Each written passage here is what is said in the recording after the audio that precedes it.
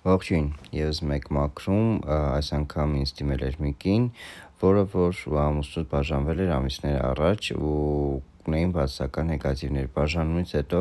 ցանկանում էր միացում անել։ Դե բնականաբար արվեց կոնսուլտացիա նկարներով, իմացա հիմնական պատճառը, այդ իսկ պատճառով կարողացանք աշխատել նրա հետ։ Նախ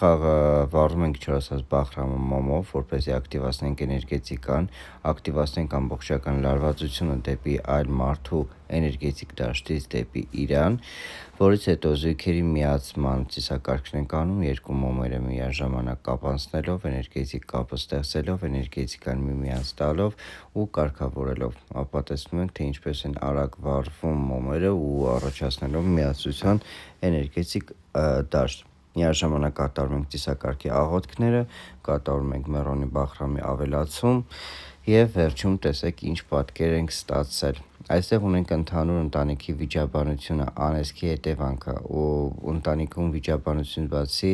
բաժանման հիմնական պատճառները, որը որ չէր կարող լինել միասնության հետ կապված, այստեղ միացությունը ու բաժանումը արված էր կնոջ այլ մարդու կողմից, որը որ խանգարել էր նրանց։